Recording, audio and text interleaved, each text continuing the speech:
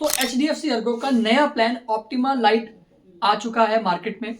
इस प्लान के क्या फीचर्स है, क्या कंडीशंस है, क्या एडवांटेज है, क्या डिसएडवांटेज है, पूरा अच्छे में जानेंगे। तो वीडियो को एंड तक देखिए। और हाँ, अगर आप चैनल पर नए हैं तो चैनल को सब्सक्राइब कर लीजिए। तो वीडियो हम सीधा यहाँ पे स्टार्ट करते हैं। तो सबसे पहले हम बात करेंगे HDFC ERGO कंपनी के बारे में, जबकि ये कंपनी का इनकर्ड क्लेम सेटलमेंट रेशियो कितना है, तो वो है इनका 80.98%। अगर हम इस कंपनी के हॉस्पिटल्स की बात करते हैं, 16,000 प्लस हॉस्पिटल्स हैं ऑल ओवर इंडिया के अंदर।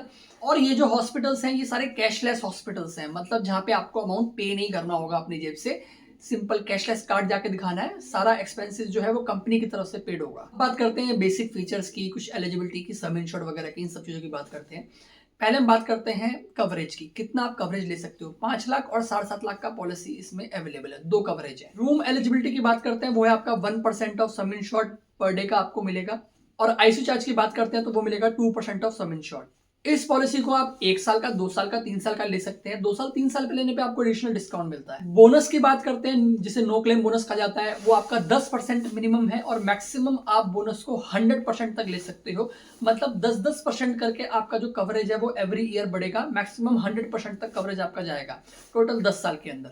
डे केयर ट्रीटमेंट की बात करते हैं, वो ट्रीटमेंट जो आपका पॉलिसी के अंदर कवर्ड होते हैं, जैसे कि डे केयर का मतलब ये होता है कि जहां पे आपको हॉस्पिटल में पूरे दिन के लिए एडमिट होने की जरूरत नहीं पड़ती, 7 से 8 घंटे जाते हैं, ट्रीटमेंट करा के आते हैं, वो सर्जरीज भी आपकी पॉलिसी के अंदर कवर्ड है। नेक्स्ट बेनिफिट है आयुष हॉस्पिटलाइजेशन। देखो बेनिफिट्स ना मोस्टली हर कंपनी में सेम होते हैं, पर इसमें एग्जैक्टली मिल क्या रहा है वो मैं आपको बता रहा हूँ। आयुष बेनिफिट का मतलब ये है, आयुर्वेदिक, यूनानी, सिद्ध, होम्योपैथिक ट्रीटमेंट जो होते हैं वो भी आपका पॉलिसी के अंदर कवर्ड है अप टू सम इंश्योर्ड। मतलब जितना भी आपने कवरेज लिया, 5 लाख का लिया, 5 लाख तक कवर्ड है, 7.5 लाख का लिया, 7.5 लाख तक कवर्ड है। डोमिसलरी ट्रीटमेंट, डोमिसलरी मतलब अगर हॉस्पिटल में बेड अवेलेबल नहीं है या घर पर आप ट्रीटमेंट कराना चाहते हो, आपका कंडीशन क्रिटिकल है, उस कंडीशन में आप घर पर ट्रीटमेंट ले सकते हो। या फिर बाहर कर्फ्यू ऐसा कंडीशन है तो उस कंडीशन में भी आप घर पर ट्रीटमेंट जो है वो ले सकते हो। ट्रीटमेंट 3 दिन का होना चाहिए, आपको जो एक्सपेंसेस है वो कवर्ड हो सकते हैं और ये भी आपका अप टू सम इंश्योर्ड तक कवर्ड है। Daily cash for shared accommodation 800 rupees मिलेगा पर डे का और मैक्सिमम है 4800 रुपए, 4800 रुपीज। एडमिट होने से पहले के, डिस्चार्ज होने के बाद तक के जो खर्चे होते हैं उसे बोलते हैं pre and post hospitalisation. Pre मतलब एडमिट होने से पहले के जो भी आपके एक्सपेंसेस हैं हॉस्पिटल्स के, जैसे आपके मेडिसिन के, टेस्ट वगैरह के, वो सारे एक्सपेंसेस आप कवर कर सकते हो 30 दिन तक के पहले के। और डिस्चार्ज होने के बाद के आप जो आपके रेगुलर कुछ टाइम तक चलते रहते हैं खर्चे, वो भी आप एक्सपेंसेस जो है वो कवर कर सकते हो। मैक्सिमम 60 डेज तक कवर होते हैं। अब बात करते हैं रिस्टोर बेनिफिट की। रिस्टोर बेनिफिट का मतलब ये होता है कि एग्जांपल आपने जो भी कवरेज लिया, अगर आपका सेम वो कवरेज खत्म हो जाता है सेम ईयर के अंदर, किसी भी बीमारी के लिए, कोई सर्जरी क्लेम, किसी भी चीज का अगर आपका आता है तो वो आप क्लेम कर सकते हो। डेफिनेटली आपने यूज कर लिया, खत्म हो गया, सिंपल। दोबारा से आपको क्लेम करने की जरूरत पड़ेगी, आपके पास तो कवरेज है नहीं, तो कंपनी आपको उतना ही 5 लाख रुपए या 7.5 लाख रुपए आपने जो भी कवरेज दिया होगा वो आपको दोबारा दे देगा। उसके लिए कोई एडिशनल प्रीमियम चार्ज नहीं होता, वो कंपनी की तरफ से मिलता है। रोड एम्बुलेंस की बात करते हैं, वो भी आपका पॉलिसी के अंदर अप टू सम इंश्योर्ड तक कवर्ड है। जितना भी आप कवरेज लोगे 5 लाख, 7.5 लाख, वहां तक आपका कवर करके चलेगा कंपनी आपका। एयर एम्बुलेंस की बात करते हो, वो कंपनी आपका अप टू 5 लाख तक कवर करके चलेगा। मॉडर्न ट्रीटमेंट की बात करते हो तो बहुत बड़ा चीज क्या है कि इस पॉलिसी के अंदर modern treatment up to sum insured तक कवर्ड है। मतलब कोई कंपनी ये नहीं बोल रहा कि हम आपका 1 लाख तक कवर करेंगे, 2 लाख तक कवर करेंगे, नहीं। अप टू सम इंश्योर्ड मतलब जितने भी आप कवरेज लोगे वहां तक कंपनी आपका कवर करके चलेगा, जो बहुत सारी कंपनी के अंदर नहीं है। एनुअल हेल्थ चेकअप, पॉलिसी के अंदर आपको एनुअल हेल्थ चेकअप मिलता है, ये आपको 1 साल के बाद मिलता है पॉलिसी के अंदर। जो भी आप इंडिविजुअल लो, फ्लोटर पॉलिसी लो, हेल्थ चेकअप मिलेगा। सिंगल पर्सन का पॉलिसी अगर आप ले रहे हो, इंडिविजुअल पर्सन है, तो 1500 रुपए तक का हेल्थ चेकअप आपको मिलता है। अगर आप फैमिली फ्लोटर पॉलिसी ले रहे हो तो उसमें आपको 2500 रुपए तक का हेल्थ चेकअप आपको मिलेगा। और जो मैंने आपको ये 2500 बताया है, 2500 रुपीज बताया है, ये आपका इंडिविजुअल पर्सन के लिए। मतलब एग्जांपल आप फैमिली फ्लोटर पॉलिसी ले रहे हो, 2 मेंबर है तो दोनों के लिए 2500 टोटल 5000 रुपए तक का हेल्थ चेकअप हो गया। नॉन पेबल आइटम्स होते हैं जैसे ग्लव्स, मास्क वगैरह, वो एक्सपेंसेस कवर्ड नहीं होते, लेकिन आप ऐड कर सकते हो। राइडर आता है आपका इस पॉलिसी के अंदर, वो है आपका प्रोटेक्ट बेनिफिट के नाम से, आप उसको ऐड करोगे तो नॉन पेबल एक्सपेंसेस आप पे कवर्ड हो जाएंगे। ई ओपिनियन मतलब आप कोई ओपिनियन लेना चाहते हो, जैसे सेकंड ओपिनियन होता है, उस तरीके से आप हर पर्सन के लिए सिंगल ईयर में एक बार आप ले सकते हो इंडिविजुअल, कोई भी हो, चाहे 10 मेंबर, अगर आप पॉलिसी में 4 मेंबर भी हो, सब मेंबर एक एक करके ई ओपिनियन, सेकंड ओपिनियन जो है वो ले सकते हो। सेकंड ओपिनियन का मतलब क्या होता है, आप अपने डॉक्टर से बात कर चुके हो, एक्चुअली जो इन्फॉर्मेशन आप चाहते हो, मतलब या आप उनकी बात पे इतना श्योरिटी नहीं कर पा रहे हो, तो आप कंपनी के डॉक्टर से भी बात कर सकते हो, तो वो भी आपका पॉलिसी के अंदर कवर्ड है। ओपीडी कवर कहते हैं, जैसे out patient department, OPD expenses जो होते हैं जिसमें एडमिट होने की जरूरत नहीं पड़ती, खाली दवाई लिया है और घर पे आ गए, जैसे फीवर हो गया इस तरीके से, तो वो एक्सपेंसेस कवर्ड नहीं होते, ओपीडी नहीं कवर्ड है पॉलिसी के अंदर।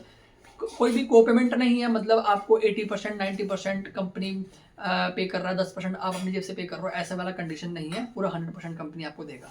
अब बात करेंगे वेटिंग पीरियड्स की। इनिशियल वेटिंग पीरियड, सबसे पहला वेटिंग पीरियड होता है एक्सीडेंटल, मतलब आपने एग्जांपल आज पॉलिसी लिया, रात के 12 बजे से एक्सीडेंट कवर्ड है। सेकंड वेटिंग पीरियड होता है आप फ्रेश वेटिंग पीरियड, जिसे आप इनिशियल वेटिंग पीरियड बोल सकते हो, फ्रेश वेटिंग पीरियड बोलते हैं। जैसे कि नॉर्मल कोई भी प्रॉब्लम हो गया या कोई क्रिटिकल इलनेस हो गया, मतलब कोई भी फ्रेश प्रॉब्लम होती है, वो आप हर बीमारी के लिए 30 दिन के बाद क्लेम कर सकते हो। कोई भी नया प्रॉब्लम होता है, हर चीज के लिए आप 30 दिन के बाद क्लेम कर सकते हो। तीसरा वेटिंग पीरियड होता है स्पेसिफिक डिसीज का। स्लो ग्रोइंग सर्जरीज होती हैं जो इंश्योरेंस के अंदर 2 साल के बाद कवर्ड होंगे, जैसे cataract, stone, hernia, fistula, sinus, uterus, fibroids, ENT वगैरह। इस तरीके से 15 से 20 बीमारियों का लिस्ट होता है हर कंपनी के अंदर लगभग।